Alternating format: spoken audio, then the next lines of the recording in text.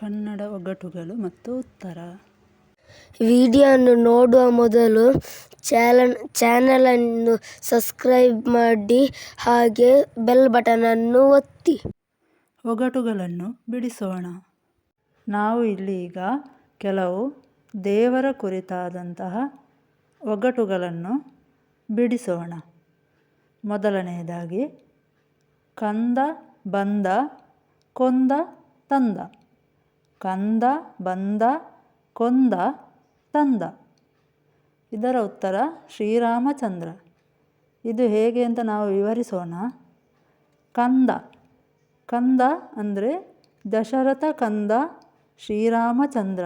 ದಶರಥ ಕಂದ ಶ್ರೀರಾಮಚಂದ್ರನು ಬಂದು ಕೊಂದ, ರಾವಣನನ್ನು ಕೊಂದು ಸೀತೆಯನ್ನು ಮರಳಿ ಅಯೋಧ್ಯೆಗೆ ತಂದ ಎಂಬುದು ಈ ಒಗಟಿನ ವಿಷದಾರ್ಥವಾಗಿದೆ. ಎರಡನೆಯ ಒಗಟು, ಕೊಟ್ಟು ಕೆಟ್ಟ ಕೊಡದೆ ಕೆಟ್ಟ ಮುಟ್ಟಿ ಕೆಟ್ಟ ಮುಟ್ಟದೆ ಕೆಟ್ಟ. ಕೊಟ್ಟು ಕೆಟ್ಟ ಕೊಡದೆ ಕೆಟ್ಟ ಮುಟ್ಟಿ ಕೆಟ್ಟ ಮುಟ್ಟದೆ ಕೆಟ್ಟ. ಇದನ್ನು ನಾವು ವಿವರಿಸೋಣ. ಆಗ ನಿಮಗೆ ಅದರ ಉತ್ತರ ಏನು ಅಂತ ನಿಮಗೆ ಗೊತ್ತಾಗ್ಬೋದು. ಇಲ್ಲಿ 4 ಚಕ್ರವರ್ತಿಗಳ ಕಥೆ ಇದೆ. ಕೊಟ್ಟು ಕೆಟ್ಟ, ಕೊಟ್ಟು ಕೆಟ್ಟವ ಯಾರು? ಕೊಟ್ಟು ಕೆಟ್ಟವನೇ ಬಲಿ ಚಕ್ರವರ್ತಿ.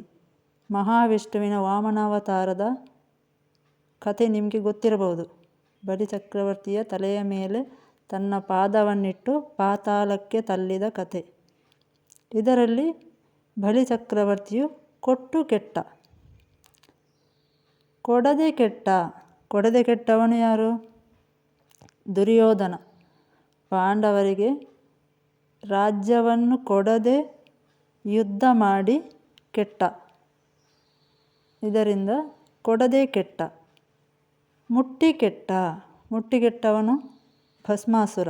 ಭಸ್ಮಾಸುರನು ಶಿವನಿತ್ತ ವರವನ್ನು ಮರೆತು ತನ್ನ ತಲೆಯನ್ನು ತಾನೇ ಮುಟ್ಟಿ ಸುಟ್ಟು ಹೋದ. ಹಾಗಾಗಿ ಅವನು ಮುಟ್ಟಿ ಕೆಟ್ಟ.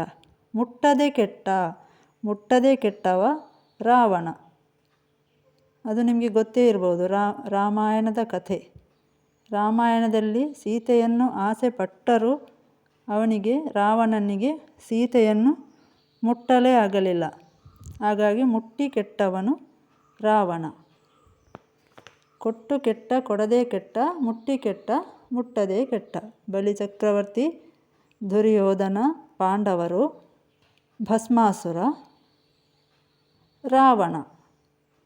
ಇದು 4 ಈ ಒಗಟಿಗೆ ಉತ್ತರವಾಗಿ ಬರುತ್ತದೆ. ನಮ್ಮ ವಿಡಿಯೋ ನಿಮಗೆ ಇಷ್ಟವಾದರೆ ಲೈಕ್ ಮಾಡಿ ಹಾಗೆ ಫ್ರೆಂಡ್ಸಿಗೆ ಶೇರ್ ಮಾಡಿ.